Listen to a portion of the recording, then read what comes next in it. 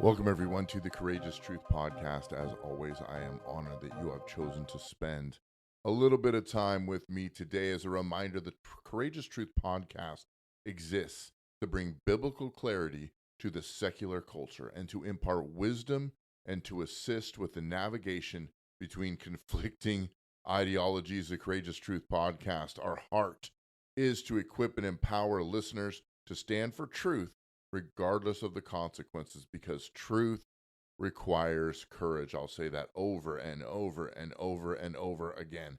Truth requires courage. I was sent an email early this morning from a good friend, and I'm going to read some of these things that he asked me. He's a elderly gentleman, former principal, but he sent me these questions. And in the email he said, 4 years ago, 5 years ago, these were not questions I was asking, but now they are questions we are asking.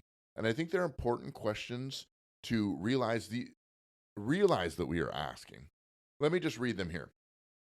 Is it true that we are truly becoming a third world nation? Is it true that the national debt, $3.4 trillion, is not a problem? Is it true that white people are racist? Is it true that climate change is a crisis? Is it true that the COVID-19 vaccine will protect us? Is it true that the deep state exists? Is it true that our elected leaders really have our best interest in mind? Is it true that we can trust the media? Is it true that we can trust our children's teachers and our children's schools with their education? Is it true that the legal system would give me a fair trial? Would I be innocent until proven guilty? Is it true that I have the right to defend myself if I'm being threatened? Is it true that abortion is truly a women's issue, or is it something bigger? Is it true that more government will make my life better and happier? Are Christians, are Jews really responsible for so many of the problems in our world today? Now, if you break down all those questions, ask those questions, consider those questions, I'm sure to you as an individual, a few might pop out to you that would be more relevant or more responsive to you as someone to think about. Which one is the one that gets your heart the most? Which one are you asking? Which one did you think you didn't ask? And to me, there's a few of them. Number one was, can I trust the media to tell me the truth? I think we've been conditioned our whole lives to trust what the media tells us. And I want you to take a listen to this clip between Tucker Carlson and Ben Carson. And he makes some statements here that are alarming, but they're true. And I want you to consider these things. I think she is a politician. Yeah. And she's interested in the accumulation of power and control. Do you think she believes in anything? I think she believes in government, like most Marxists. Yes. I think she is a Marxist. Do you think that she can win? Absolutely. She can win. This is going to be a great test of the power of the media to take someone who formerly was universally disliked and transform them into a godlike figure. And they will use everything that they have to try to do that. The question is, are the American people smart enough to see through it? And I actually think the American people are smarter than anybody gives them credit for. And I don't think that they are going to be willing to sacrifice what we have in this country, which is what everybody else wants, even though they try to denigrate our country, say we're systemically racist, we're unfair to people. If we were all that bad, why are all these people trying to get in here? And why aren't people trying to get out of here? So we know that we have something that's very good. And I think the American people realize that, and they're not willing to give that up and trade that for something inferior. Now, here at the Courageous Truth Podcast, you kind of will know how we lean as far as our ideology is, how we lean as far as how we vote in these coming elections, who we vote for. It's pretty obvious. Um, but one thing we do know is we have someone who is now running for president, who is the current vice president. So she's out. Instead of being the vice president, she's out campaigning. I'm not quite sure where our president is. And if those two people, one's on the campaign trail and one is kind of MIA, then we know either no one's running the country or the people who have been running our country all this time are just doing what they normally do on a day to day basis. So what we are being fed by the media, that we have this new arising diamond in the rough in Kamala Harris, is not what it truly is. We are going to begin to see the power of propaganda in our nation. And look, both sides do it, but we're going to see the media's power of propaganda coming up here, and it's going to be up to us to discern what is true and what is not. There's a picture. Look at this picture right here.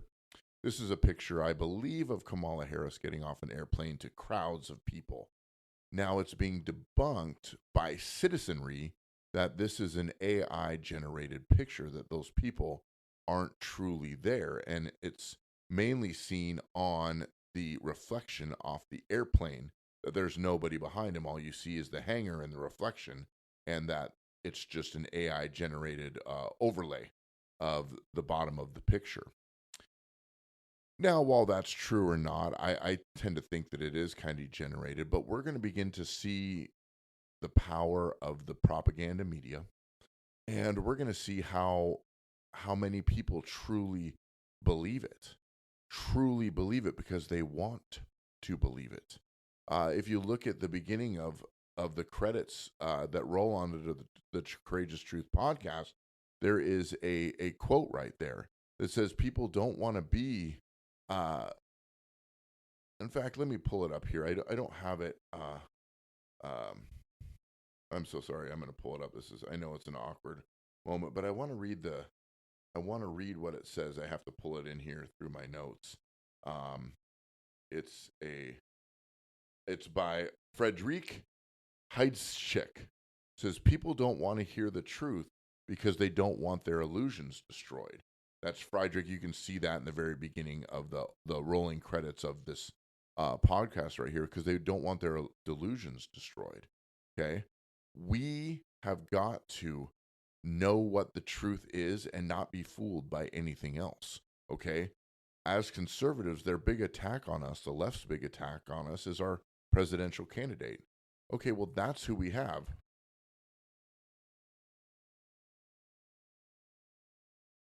That's who we have going for us, but he doesn't define us. He works for us.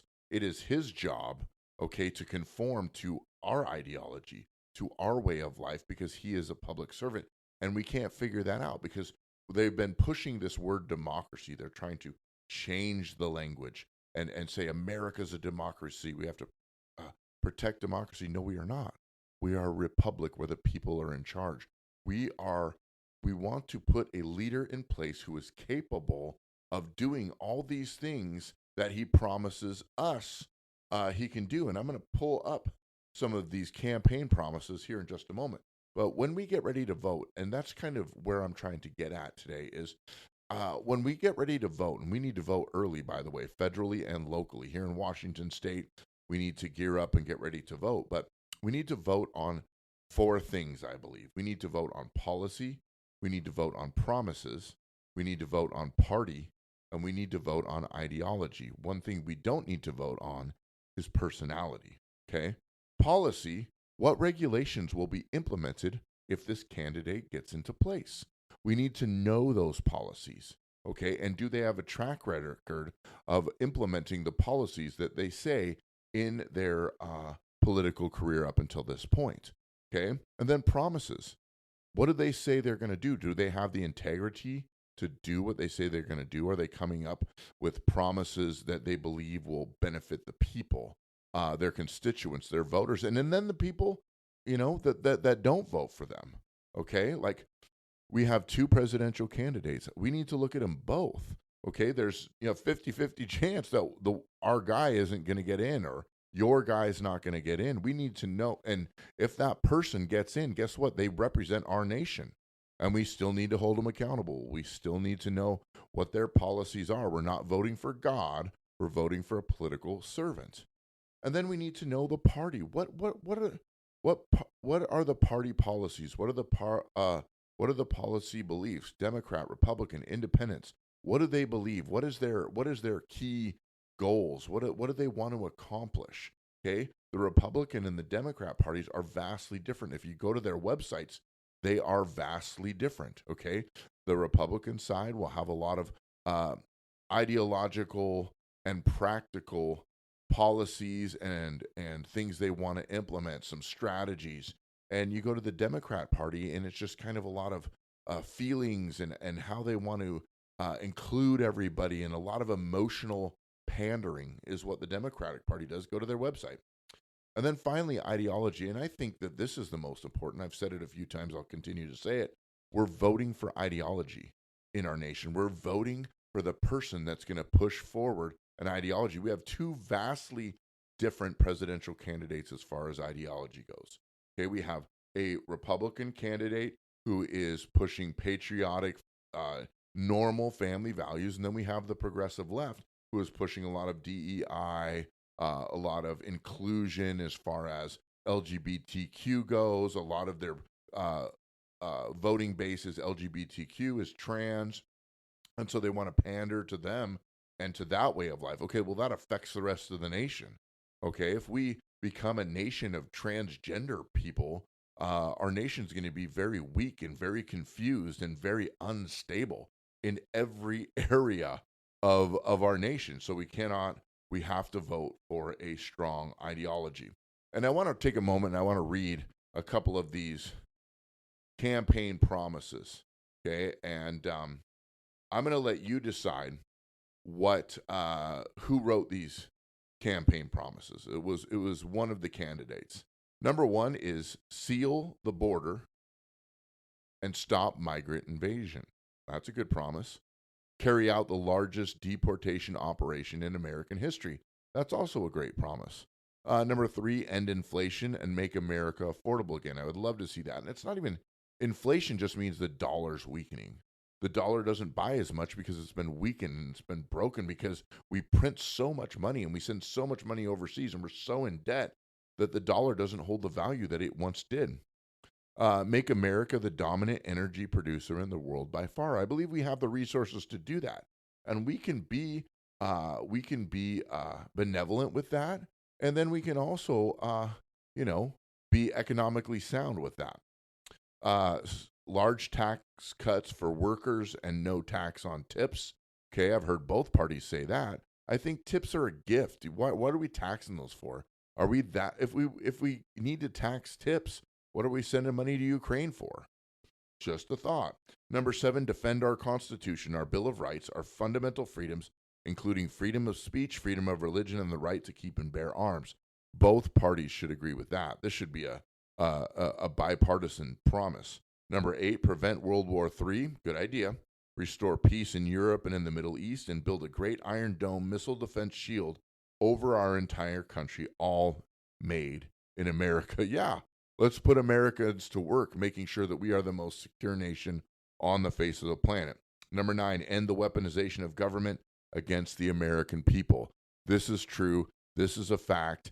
They've been jailing dissidents since January 6th, and long before that, we have Steve Bannon in jail right now, in federal prison right now, because of his freedom of speech and his refusal to report on a subpoena to the January 6th committee, which is a bunch of bozos paid for by the American public and all our tax dollars. Number 10, stop the migrant crime epidemic, demolish the foreign drug cartels, crush gang violence, and lock up violent offenders.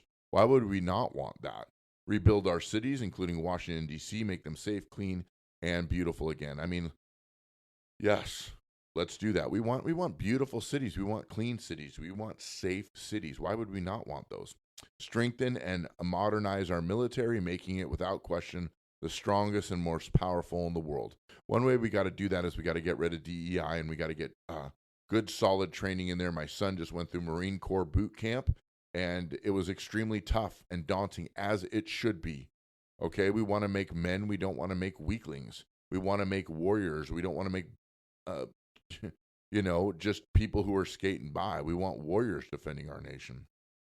Keep the U.S. dollar as the world's reserve currency. This is strong, but hey, this is an America. These are America First promises. I want to see these on both candidates. I'm not telling you who it is, but you can probably guess by now. Fight for and protect Social Security and Medicare with no cuts, including no changes to the retirement age. These are things that both parties should gather around. Number 15, cancel the electric vehicle mandates and cut costly and burdensome regulations, okay? This electric vehicle mandate is going to be a disaster if they do it. It's just going to be terrible. It's going to it's going to destroy everything, because we're going to have no transportation. We're going to have to go back to horses.